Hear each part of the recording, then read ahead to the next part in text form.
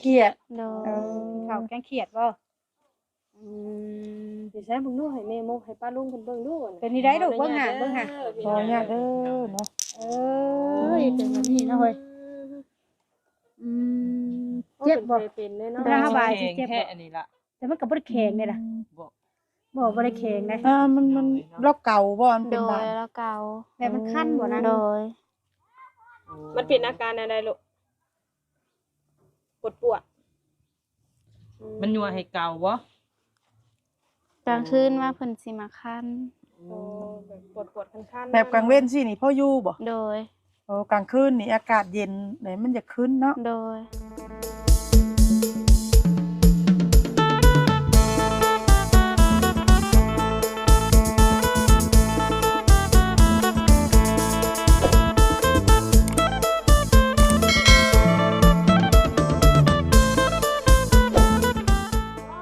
เปิดภาพมามื้อนี้พี่น้องเนาะอยู่บ้านนาคำใต้อยู่เฮือนทางเฮือนน้องลอยเพิ่นเนาะมาครั้งแรกพี่น้องก่อนอื่นค่ะกลับทักทายสบายดีสวัสดีเด้อพ่อแม่พี่น้อง FC ป้าลุงกันเบิดทุกคนก็สิเป็นทางภายในหรือว่าต่างประเทศการยินดีต้อนรับเข้าสู่ทางส่องสแกบ้านเฮาคือเก่าทุกคนเลยเนาะวันนี้ก็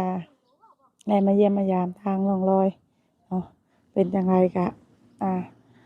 เข้าไปพูดคุยโอ้ลมละเพิ่นเนาะเพราะว่าเฮาก็เห็นแต่ในคลิปช่องอื่นๆเนาะโดยก็ยังบ่ฮู้รายละเอียดพี่น้อยโดยจังไรนั่นก็ไปพูดรู้ๆไปพูดคุยโอ้ลมนำกันเลยพี่น้อยเนาะโดยไปเนาะเนาะอันนี้ก็คือสิเมนเฮือนน้องลอยเพิ่นทุกคนเลยเนาะโดยไปก็พูดคุยโอ้ลมนำน้องเพิ่นเลยเนาะโดยสบายดี น้องยังลอยบ่ลอย น้องลอย ลอยน้ำเนาะ โดย โอเครู้เรื่อง ลอยพูดคนกับพักบ่คักก็ว่าต้องลอยได้เนาะ โดย ว่าน้องลอย โดย คือเจ้านี่ว่าผู้ที่ว่าอุ้มลูกไปหาเว้าดีน่ะ โดย เจ้าย่างไปทางไหนไปหาเรา ทุ่งนา ตรงหน้านี่ โดย ไปหาเฮือนน้องคอนหั่นบ่ โดย โดย ข้อยก็ว่าอยู่ว่าอันคือมีธงใดนะ ไปหาเพิ่นน่ะคือแบบใดอันนั้นน่ะ อยากให้เพิ่นมาเบิ่งน้อง โอ้เด็กๆเนาะ โดย น้องจะเป็นหยัง บ่ฮู้เพิ่นเป็นแบบประมาณเนื้องอกภายในกระโพกเพิ่น มื้อนั้นน่ะได้ไปกวดแล้วแม่นบ่ โดย แพทย์หมอเพิ่นว่าแนวใดซะ เพิ่นก็ยังบ่ฮู้เพิ่นยังบ่ให้คำตอบ เอา ที่ว่า เพิ่นยังบ่ได้คำตอบ โดย ตามที่เอ้ยได้ยินข่าวคือว่าอีหยังก็เป็นมะเร็งสิบ่ล่ะ โดยเพิ่นก็เว้าคล้ายๆเอาแบ สัน บ ติฐานนะ โดย แต่ว่าคนตรวจนี่ยังบ่ชัดเจนเนาะ โดย คือแบบเพิ่นสันติฐานเอาซื่อนะ ต้องไปตรวจอีกรอบ2แม่นบ่ โดย ไปตรวจอยู่แซ่เนาะ เพิ่นว่ามีแต่ไปหุงหมอใหญ่ หมอแขกเขาก็ได้ โดย แรกๆเป็นแบบใดล่ะขออนุญาตถามนี่ แรกๆก็เพิ่นก็เป็นน้อยๆประมาณ3โปรมือแล้วก็เริ่มเพิ่นใหญ่ขึ้นแล้วก็มันก็ใหญ่ขึ้นนํ แรกเป็นน้อย โดย ๆเป็นได้จักปีเป็นแต่เหิงบ่ ตั้งแต่เพิ่นเฮียนคาน โอ้เป็นตั้งแต่น้อยพุ่น โดย แบบว่าเพติดเสื้อนะเนาะ โดย 4 เดือน5 เดือนเนี่ยเนาะ ตอนนี้จักปีแล้วซะเนาะ ประมาณ7บ่ โอ้ บ่ได้ปัวรักษาใส่เด้อบ่ล่ะ โดยบ่ได้ปัวก็ย้อนว่าความบ่มีเงิน เบิ่งกล้องแล้วลูกเด้อ ปะเรื่อยๆนะเนาะ โดย ทางเบิ่งอาการน้องไปเรื่อย น้องประเทศสลาตอนนี้ เพิ่นไปลิ้น บ่อันผู้อัน โดยเพิ่นไปลิ้น แบบบ่ได้เจ็บสิบ่ เพิ่นก็เจ็บก็ให้เพิ่นอยากไป ๆเจ็บตลอดแม่นบ่ โดย โอ้คิดว่าเจ็บเป็นช่วงเนาะ เจ็บตลอด แปลว่าเจ็บบ่แห้งสินะ โด เนาะ ย แต่บัดนี้ทางแพทย์ทางหมอเพิ่นก็วางยาให้กินอยู่บ่ล่ะ เพิ่นบ่จักแนวสิวางเพิ่นก็บ่ได้วาง โอ้ เพิ่นยังบ่ฮู้ชนะว่าน้องเขาเป็นโรคหยังเนาะเนาะ โดย ว่าคร่าวๆก็ว่าย่านเป็นมะเร็งหยังไปซี่ซื่อนะ โดย ไปกลัวอีบัดนี้อาจสิเอาหยังเอาชิ้นน้องเพิ่นไปตรวจบัดนี้เนาะ โดย เนื้อนะเพื่อความรายละเอียด ว่าน้องเพิ่นเป็นแต่น้อยเนาะ โดย แต่น้อยเฮาก็บ่ได้ปินได้ผัวมาเลยแม่นบ่ โดย ปะรุนนานอริสา ยังความบ่มีเนาะทางครอบครัวนี่ก็ได้ อยู่กับไผสละของมื้อนี่นะ อยู่น้ำพ่อเฒ่า พ่อแม่จะได้จ้ะ พ่อเพิ่นได้ไปสู่เมียแม่เพิ่นได้เสียแล้ว อ๋อพ่อเราเมียใหม่ โดย พ่อแม่น้องนี่บ่นี่ โดย แม่น่ะเสียแล้ว โดย อยู่เพื่อนหลังนี้บ่ โดย นอนผู้เดียวบ่ ตะขาผัวลงเฮ็ดเวียงนะเพิ่นให้คือนอนพูดเพอเพิ่นบ่ให้นอน ให้นอนคนเดียว โดยเพอพาเฮือนมันหักเพหมดแล้ว ว่าไปไทยบ่ผัว โดย ว่าง่ายก็คือแบบบ่กล้าอยู่คนเดียวแล้วเนาะ โดย ยายเจ้าก็มีลูกน้อยแมันบ่ โดย มีลูกน้อยนำ จักปีเนี่ยเจ้า 16 โอ้ โดย ครอบครัวตัวน้อยเท่าน่ะ ด้วยความจำเป็น เอาเป็นความจำเป็น โดย จำเป็นไม่ได้ล่ะ มันบ่มีไผเฮ็ดให้เฮ็ดนา อ๋อนี่คือเอาผัวนี่คือเอาผัวมาเฮ็ดให้เฮ็ดนา โดย ก็จำเป็นคิดว่าผัวข่มขืนเอานะเนาะแบบว่าบ่มีผู้ชายซอยเนาะ โดย กลัวจะปีแล้วสละ ประมาณ20 ตัวจะเป็นนุ่นอ่านนี่เนาะ โดย คนในบ้านนี่บ่ คนบ้านโคกกลาง อยู่บ้านโคกกลาง โดย ลูกน่ะมายิงผู้ชาย ผู้ชาย จักเดือนนะฮะ 3 เดือนปลาย บ่แม่นคนตื่นแล้วบ่ครับ งั้น แม่นบ่ลูกจะบ่ บ่แม่นเพิ่นยังน้อย อันนี้ลูกพี่นาง ลูกป้า โดย เดี๋ยวว่าแบบว่าขอความช่วยเหลือนี่คืออยากให้มาเบิ่งน้อง เรื่อง เนาะ สร้างคือว่าแล้วมันบ่ดีเนาะแบบว่ายะนี่คือว่าได้นอนคนเดียว แล้วมื้อใดสาวเพิ่นนัดไปอีกสละ ยังบ่ฮู้ ถ้าได้เงินบ่ โดย โอ้ถ้าเฮามีงบประมาณนี่คือได้ไปแม่นบ่ โดย น้องเราก็บ่อยู่ที่เราไปตามน้องเพิ่นได้อยู่ไสเด้นี่ เนาะไปตามน้องมาเบิ่งเนาะเราอยู่แถวนี้แล้ว ก็สิฮู้อยู่ เพ บ่ ราะ บ่ ว่า นี่ เพิ่นเมื่อกี้นี่มันไปเล่นเฮือนนางปลา ไปนำเพิ่นมาแล้วไปอยู่กับน้องปลา โด บ่ ย บ่ยันไปทางใหม่แล้วบ่เห็นเทือน้องปลานะ เฮาบ่เห็นเด้แบบยันดิน บ่เราคือสิอยู่ใน บ่ บ้าน บ่ได้มีคนนะ เราบ่ไปใส่ดอก ปกติเราไปลินแถวนี้แม่นบ่ โดย ให้คนไปตามเพิ่นมาแล้วบ่ล่ะ ได้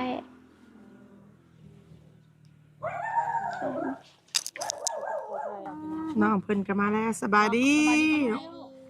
โอ้ย นี่แขกทำงานไปใส่เบิดได้ลูก รอนะ บ่แขวรอดบ่ใช่แขวบ่ บ่ได้มีผมอันให้น้องบ่นะ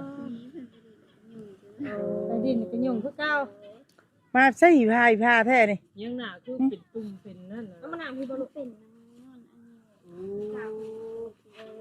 เดี๋ยวคือน่ะยังก็ไปดินอีหยังถึกหน้าเนาะ บ่ดูลูก อื ขออนุ ม ญาตเด้อ สดๆเป็นมึกเป็นมึกเนาะหน้า เป็นมุก เนาะ จะคือแบบ แม่น เป็นกะนะเนาะเป็นกะ เป็นกะเป็นกะ เป็นกะบ่ กินยังลูกล่ะ ท้องคือใหญ่แท้ล่ะอิ่มมาดีอันนี้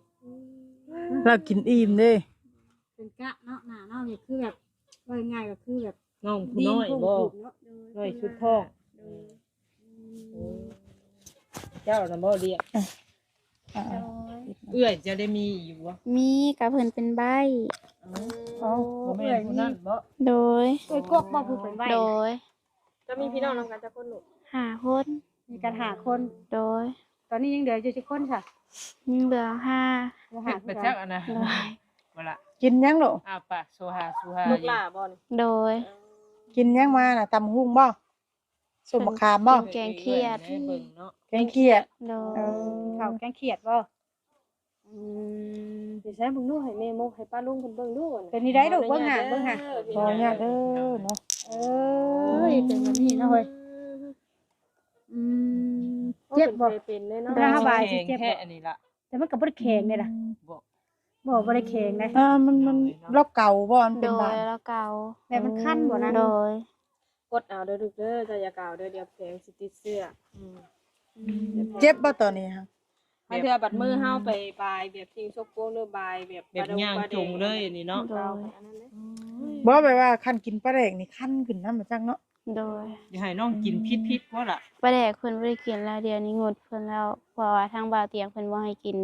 ปลาแดกแล้วก็ แบบ ของ ว่า ด ซุ อ ม ง เจ้าก็แบบว่าปะละเลยนะเนาะแบบ เอา ว่า ไปกินแกงเขียดอันเพิ่นใส่ปลาแดกบ่จังนะ เพิ่นบ่ได้ใส่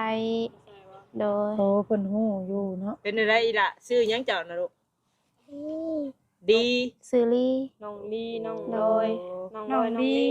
บ่ได้เรียนบ่ลูก เฮียนเพิ่นยัง ฮอด พา ใส่แล้ว ปห นอน นึ่ ห้อง ง ไหน อืม อืม เจ็บอยู่บ่ล่ะโอ้ มันเป็นอาการอะไรลูกปวดมันยัวให้เก่าบ่ กลางคืนมาเพิ่นสิมาคัน โอ้แบบปวดคันๆ แบบกลางเว้นสินี่พ่ออยู่บ่ โดย โอ้กลางคืนนี่อากาศเย็นไหนมันจะขึ้นเนาะ โดย เบิ่งตนโตแล้วก็เนาะเอาชีวิตอยู่เนาะ ช่วยอยู่ ชงว่าสิเป็นก็ง่ายๆก็คือแบบว่าแผลมันติดเสื้อเป็นแผลน้อยๆแต่ว่าเฮาปาละเลยแบบบ่กลัวรักษานะ จะเป็นแต่น้อยพุ่นติ โอ้ โดย จักเดือนก็จะเว้าค่ะ ตั้งแต่เพิ่นเฮียนคาน โหด เป็นว่าผ่านมาก็7 ปีแล้วนะเนาะว่าแล้วก็เนาะ บ่ได้เคยไปหาหื่นหาหมอจักเทื่อบ่สละ บ่เคยบ่มีเงิน ก็ว่าง่ายๆก็แบบ อยู่ธรรม เศร้า ชา เลย ติ ก็ เนาะ เลี้ยวไปบ่เศร้าก็ปล่อย โดย เป็นธรรมชาตินะ แล้วแต่นะเนาะ แบบมีว่ามื้อใดเพิ่นเจ็บแห้งๆนี่ มีเพิ่นก็ให้ ทรมานเลยนะ โด เนาะ ย อีกอะ มันเจ็บแห้งคักๆนอนรับอยู่บ่ลูกนอนรับอยู่บ่เจ็บ รั แห้ บ ง เพิ่นก็บางทีเพิ่นเมื่อยเพิ่นก็ลุกมาให้ เด็กน้อยเนาะ นี่เจ้าได้เบิ่งแม่นบ่ล่ะ โดยแล้วก็ นอน บาง นอน ที เต็งได้บ่ เพิ่นมีแต่นอนจะแข้ง ตะแคงข้างมันมีแล้วเนาะ นอนหงายนี่บ่ได้เลยแม่นบ่ ได้แล้วเนาะ ได้ก็สัวข้าว โอ้ เล็กน้อย ได้แต่ช่วงบ่เจ็บนะเนาะตามมันขึ้นแห้งนี่แต่ว่า เวลาระบายก็เจ็บบ่เลยเวลาระบายนี่ เวลาระบายเพิ่นก็ว่าเจ็บอยู่ ได้อันแผลเป็นน่ะได้ท่าอันหักไม้อยู่บ่สนุก ทายาใส่ ขออนุญาตถามทางน้องเพิ่นเนาะตั้งแต่น้องเพิ่นเป็นนี่แม่นี่ยังอยู่บ่ เพิ่นเสียแล้ว โอ้เพิ่นเสียนี่จักปีมาแล้วล่ะ ประมาณ5-6 ปีจื้อบ่ได้ โอ้ เพราะว่าเพิ่นก็ยังน้อยแฮง เว้าแล้วก็ตอนแม่เจ้าเสียน้องผู้นี้ยังน้อยอยู่แม่นบ่ โดยเพิ่นยังบ่ทันได้ ยัง เศร้า ติด เนาะ ภาระอยู่ว่าไงซะ มันพ่อได้ถ่ายไปใช้ถ่ายตอน พ่อเพิ่นก็อยู่นำแล้วก็ได้เสียปีเพิ่นก็ไปสู่เมีย โอ้คือตอนนี้พ่อแม่บ่อยู่แล้วเนาะ โด โอ้ ย อาคุณเจ้าน่ะอาศัยอยู่นำพ่อเฒ่าแม่ โด เฒ่าบ่ ย โอ้ อยู่นำพ่อเฒ่าแม่เฒ่าเพิ่นก็เสียแล้ว แม่เฒ่าก็เสียแล้วอยู่นำพ่อเฒ่า โด โอ้ ย ยังเหลือแต่พ่อเฒ่าเป็นเสาหลักเนาะ เบิ่งกันไปนะเนาะง โด ม ย ๆแง้มๆอยู่ไปแบบว่ามีก็กินบ่มีแหละก็ย่าเนาะลูก โดย มันบ่มีไผเป็นรักเป็นเพิ่งเด้เนาะเพราะว่าเสาหลักก็บ่อยู่แล้วนะพี่น้องเนาะคือผู้เฒ่ากับเพิ่นก็คือสิบ่มีเงินหั่นแหละ เพิ่นก็เฒ่าแล้วเด้ เนาะ โดย เราก็ประจักษ์ความหา ก็เลยอยู่ไปเนาะลูกเนาะ โด เพราะ ย แล้วทั้งพ่อเจ้าก็มาเยี่ยมมาดินนั่นบ่ซะล่ะ โดยเพิ่นก็มาอยู่เพิ่นบ่มีเวียก โอ้ ไก่บ่พอไปเอาเมียนะ บ่เพิ่นเอาอยู่ในบ้านนี้ พายุใส่พอได้เป็นนั่นเป็นนี่เต้นแล่นหากันเนาะ โดย แล้วเป็นเงินเป็นค่ำเพิ่นก็ยืนอยู่บ่ลูก เพิ่นก็บ่มี เพิ่นก็บ่มีคือกัน โดย เออแล้วก็เว้าง่ายๆก็หาไผกินไผกินมันนะเนาะกุ้มไผกุ้มมันนะนี่แม่นบ่ โด แล้ ย วเรียกก็อย่าไปอย่าถิ่มน้องเนี่ย โด เนาะ ย เบิ่งกันอันนี้ล่ะ เพราะเพิ่นอาศัยกกบัดปากบ่ได้เนาะ โดย อ้ายได้ซะล่ะอ้ายเจ้าได้ซะ บ่มีอ้าย มีแต่เอื้อยใช่ โด บ่ ย อีก2คนไปใช้สรุป 2 คนกับพูนที่น้องกับเพิ่นก็ไปป่ากับเพ โอ้ เออเพิ่นมีครอบครัวแล้วหรือว่ายัง ยังเพิ่นยังน้อย อ๋อยังน้อยอยู่ โดยประมาณ12หรือ13 อืม คืออันให้เพิ่นไปอันน่ะไป เพิ่นอยาก คน ไป รู้จักบ่ โดย เดี๋ยวคนรู้จักกัน โดย คนรู้จักกันเลยให้ไปนำกัน โดย มันสิเป็น เลยเนาะแล้วคือกันกับ ผู้ เอื้อ ชื่อย อยู่ไรเนาะ คือกันอยู่หักจะว่าผู้น้องมันอยากขึ้นกะ โดย กะเต็มเลย ขึ้นกะเต็ม ห ห รือ น้า ว่า เล สิ ย เป็นน้ำมันนี่บ่เนาะ โด ว่าย จะเป็นน้ำมันพญาติเราเป็นเนี่ยก็บ่จักติ แม่น จุกให้น้องแน่ผมก็ได้เนาะอีละ จึกแล้วก็เพิ่นไปลินมาแล้วก็ยองมัน จุก แบบ เป็ เพิ่ น น นะบ่เฮ็ดเป็นนะบ่ มัดบ่มัดเป็นบ่ผมมัดมึงดู ปกติน่ะมีแต่ให้เอื้อยแม่นบ่ โดยมีแต่ให้เอื้อย เอื้อยบ่ว่างก็คือว่าแน่เนาะบ่ย้องหน่อยล่ะ ว่าขออนุญาตผัวเจ้าเพชรงานซะนะ แบบมันเกี่ยวกับป้ายทะเบียนรถแล้วก็ส่งของ โอ้เกี่ยวกับอันป้ายทะเบียนรถแบบตอกทะเบียนรถนี่เนาะ โดย อืม อยู่ไทยเนาะ โดย เฮ็ดอยู่ไทยพุ่น เพิ่นหาเงินให้ทุกเดือนบ่ โดยผากก็พอจะได้ซื้อข้าวให้ลูก เขาคล่องบ่ โดย เดือนเท่าไดผัวจะเฮ็ดงานน่ะ บางทีก็4-5,000 เดือน4-5,000 ก็ถือแท้เนาะ บ่ เฮาไปแรกๆเด้ บ่แลกกันอันนี้มันขันตามตาโตก็8 9พันแล้ว ตามสุดแล้วเนาะ บ่ถูกหม่องมัน ไปตะลนแล้ว หาแต่ได้เดือนปลายสิเข้าซ้อม โอ้ได้ประมาณเดือนปลายหนักหน่อยตอนแรกง่ายกับเจ้าเนี่ยเอาผัวแต่น้อยดีนั่นแหละน้องจะปีเจ้าเอาผัวตอน เดือน4พี่กายนี่ เดือน4ปีกายนี่ โดย บ่ทันฮอดปีซั่น เนา เนาะ ะทันฮอดปีครบเดือน4ปีนี่สิครบปี โด เนาะ ย เลย อืม กินข้าวได้ลูกเจ้า โดยกินแล้ว ฮะ กินข้าว ไว้ กับป ได้ ลา กินข้าวแกงเขียดนั่นน่ะ แล้วคือนี่แกงเขียด เจ้าก็เฮ็ดให้เฮ็ดหน้าอยู่ติ โดยเฮ็ดกับเฮ็ดน้ำพอเท้า เห็นน้ำปลาเท่าติ โดย เฮ็ดน้ำกันกินน้ำกัน โดย อยู่ลาวก็เป็นผู้เฒ่าคนนั้นเนาะ โดย ว่าได้พ่อแม่ก็บ่มีก็อยู่นำเพิ่นเนาะ ถือว่านางน้อยนี่ก็ใหญ่น้ำเอื้อยเนาะ โดย ลูกเจ้าเลี้ยงกับพ่อแต่ยังน้อยพอได้เนาะ โดย เพราะว่าเมเซียนี่แบบเพิ่นจังได๋และสุขภาพเพิ่นเสียแบบเจ็บโซ่นี่บ่ล่ะหรือว่าผิดกรรมผิดหยัง เพิ่นเจ็บโซ่ โอ้ เพิ่นเป็นเบาหวานแล้วก็หลายอย่างพยาธิเพิ่น หลังจากได้ลูกบ่ โดย หลังจากได้ลูกก็ป่วยโชว์ไปเลยสิ โด บ่ ย เอาแต่สู้ๆเบื้องนอก โดย บ่ได้ล่ะเอ้ยมีหยังก็แนะนำน้อง เบิ่งกันไป ส่วนหลายก็คือคำของกินของอยู่เด้อล่ะ โด เด้อย ของดองเด้อลูกเด้อ เด็กนี่ ไปหาหมอเพิ่นแนะนำอย่างเนี้ยที่ว่าเพิ่นบ่ให้กินนะลูก เพิ่นก็บ่ได้เว้า มีแต่เฮาคลำเอาเองเนาะ โดย เมื่อนั้นค่ะไปหาหมออยู่ไสก็ล่ะ เซโน อยู่ดาวเวียดเลย โด อื ย ม เราเวียด แม่นไปหา สุดน้ำหัดเลยเนาะ โดย สุดบ่อนใหญ่อยู่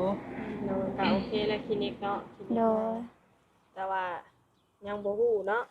โด เวย ลานั่งสิเพิ่นสิก็นั่งสิก็เจ็บอยู่บ่ลูก เดี๋ยวบัดนี้สินัดหมายกันไปเมื่อใดอีกล่ะ ยังบ่ฮู้ยังบ่มีเงิน ต้องได้ผ่าตัดบ่เคยคิดแบบนี้ โด เนาะ ย มื้อนี้บ่นอนเนาะ มีเงินก็ยังว่านั่นเนาะยังว่าลงไปห้องหมอแขง ถ้าว่ามีเงินนี่คือสิไปกวดอีกรอบหนึงเนาะ โดย ว่าเป็นหยังกันแท้สิได้ฮู้เนาะว่าสิได้ผ่าหรือว่าบ่ได้ผ่า แต่มันก็บ่ได้แข็งเนาะ โดย แบบมันม่วมอยากกระทาเป็นน้ำนองอีหยังไม่มีนะ เป็น เป็นไปได้ก็คือว่าแน่เนาะอืม มีคนซอยน้องแต่คือว่าแน่มันก็ไปกวดอีกรอบหนึงเนาะพี่น้องเอ้ยเพื่อ แล้ว เพื่ ก็ อความ บาด ละ เด้ เอียด เนาะคนงานจิบเจือเนาะลูก ยิงจะปี จิบเจือมองแม่งอยู่แล้วก็ บ่ถ้าว่าเล่าบ่อันมันเป็นพยาธิแล้วเราก็สิบ่นั่นน้องเราเป็นกะเนาะ โดย มันเป็นพญาเรา ใหญ่ เนี่ย มานี่งามเด้คน ยังล่ะฮะบ่หึคอยบ่อยากหายบ่ เจ้าก็อุกใจอยู่บ่ลูก เกิ่มหน่วย อุกใจคือกันแม่นบ่อยากเศร้าอยู่บ่ลูก อยากเศร้าอยู่เนาะ เอาเว้าน้ำป้าลุงมึงดูสาอยากเศร้านะเว้ามึงดู ไปที่ได้ติ เว้าในได้ลูก ก็ได้บ้านป้าลุงน่ะลูกหลานอยากเศร้าแบบ หลาน ถ้า อยาก หลาน เศร้า จะกลัวแน่แสดง ซอ ว่าย ซอยร้านน้อยนี่เด้อปาลุงเอ้ย ว่าเป็นบ่ เว้าบ่เป็นอืม นะครับแต่ว่าเรื่องอยากเศร้านะลูกเนาะทรมานบ่ลูกทรมานบ่ โอ้โหความ เจ็บแฮงเนาะ โดย มันปวดแล้วมีเลือดออกอยู่บ่ลูกตามแผล โดยเวลาเพิ่นเกาแล้วก็เลือดออก แบบมันย้อนเลยนะแม่นบ่ โดย ออกฮอดๆแล้วย้อนออกฮอดแล้ว ผู้ทางเอื้ออุกใจนำได้แม่นบ่ โดย จักแนวพาไปปิ่นไปปัวแล้วเนาะ โดย พอจะนั่งเบิ่งกันทันเลยเนาะ แล้วก็นั่ง บ่ เบิ่ง ว่าเอาหาแลน้องก็ ถ้าไปกวดรอบสองนี่คิดว่าอยากไปนะห้องหมอแข็งเนาะ โดย ห้องหมอแข็งก็คือว่าในบอนใหญ่สุดเนาะ แม่บ่ใหญ่ ได้ สิ คำตอบอยู่ แม่น ตอนนี้นั่งเลยบ่ได้ปวดบ่นั่งโอ้ นั่งนาน ขึ้นเป็น ๆ บาง ก็บ่ได้เจ็บ ช่วง บ่ลูก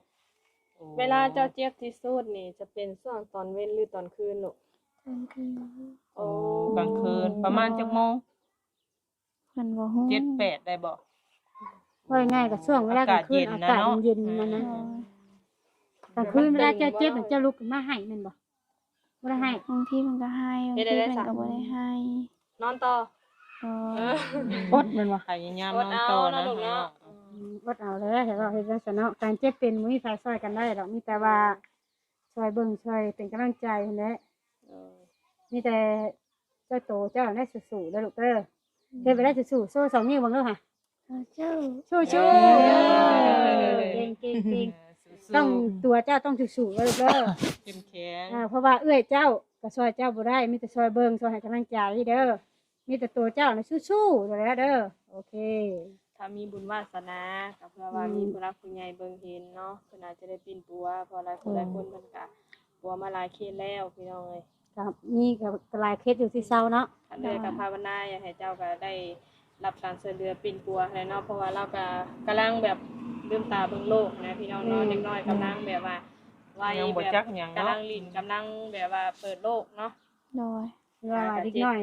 ยผู้มื้อนี้เป็นผู้ใหญ่ในวันข้างหน้าพ่อน้อย เลยอนาคตก็ยังยาวไกลนะลูกเนาะอากาศ7 ปีน้องเพิ่นนนก็ได้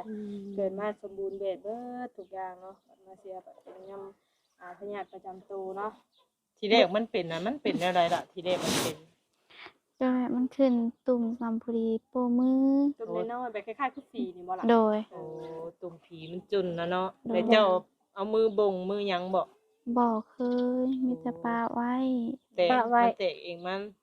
แล้วมันแตกอีกมันบอก มันบ่ได้แตกแล้วมันก็ขึ้นไปเลยแบบมันใหญ่แล้วก็ขึ้นนะคนเดิ ทาง นเล เว้าย นี่สิเป็นตุ่มแบบว่าแบบตุ่มบ่สุกนะแม่น โด บ่ ย มันสิแบบว่าเป็นกะล่อนกะเล่นแบบว่า โดย เป็นตุ่มๆขึ้นไปเลย โดย ติดต่อกันขึ้น มันจะเป็นตุ่มนี่แล้วก็ตุ่มนี่ไปเลยนะสิบอก โดยมันเป็นตุ่มเดียวแล้วก็แบบใหญ่ขึ้นแบบมันใหญ่นำมันก็ ใหญ่ขึ้นเรื่อยๆนะ โดย หากแต่มันบ่สุกที่เทื่อแม่นบ่ โดย ชีวิตนี่เขาก็จะคิดว่าเป็นฟรีเนาะ โดย เม็ดเป็นหมักสมมันยังกินได้บ่ลูก โดย กินได้บ่เอาหมักสมมาให้กินกันเด้อเอากันเด้อ ตอนนี้เจ้าคิดอยากหยังที่สุดเลย อยากกินยังในใจขนมมาเกี้ยงมาเกี้ยงก็ได้กินแล้วเนาะเด่นกำลังหย่ำอยู่แซ่บบ่หวานบ่ สมบ่ เออ สมบ่คือหวาน หวาน สม สมบ่คือหวานว่าไงอยู่ สมหวานนะลูกเนาะ เอากินสมหวานๆนะ เออ เออ มันมี2รสชาติแล้วก็ได้บ่ฮู้ มันออกเป็นสมหวานๆเฮ้ยซิมึงยุ่งหาบ่เชื่อหรอกว่าสมนะเรื่อยก็บ่กินนี่ไปงาน ได้สู้ๆนะ บ่ชื่อ โอเคโอ้ยเก่งหลายเด้อลูกเด้อโอเคมีแต่ว่ามื้อหน้าฟ้าใหม่แม่สิเข้ามาเยี่ยมมายามใหม่เด้อเป็นกำลังใจให้เนาะผู้เจ้าว่าเป็นอยู่ตอนนี้ก็เพื่อว่าเว้าบ่แน่เพื่อเฮามีบุญวาสนาอาจจะมีผู้รักผู้ใหญ่เพิ่นเบิ่งเห็นแล้วพาเจ้าไปกินปัวให้ดีให้เศร้าคือคนปกติก็อาจจะมีเนาะ แม่น ต่อไปเลยพี่น้องเลยเนาะ ๆสู้ต่อไปเด้อเออ โอเคแม่กับป้าก่อนเด้อบัดนี้เด้อสบายดี สบายดี สบายดีลูกโดยบ๊ายบายเนี่ยโอเค โดยเนาะทุกคนเลยมื้อนี้ก็ได้มาหาทางน้องลอยแล้วกับน้องดีพี่น้องเนาะที่ว่าเพิ่นเป็นปัญญานั่นเนาะโดยก็ได้มาฮอดที่ฮอดซ่านเพิ่นแล้วเนาะก็ฮู้สาเหตุแล้วเนาะก็ช่วยกันเด้อพี่น้องเนาะขอความช่วยเหลือแนี่นํให้พี่น้องอีซี่เบิดทุกคนเนาะเอาสำหรับคลิปนี้ก็ไปแล้วทุกคนเนาะพบกันในคลิปต่อไปสำหรับคลิปนี้สบายดี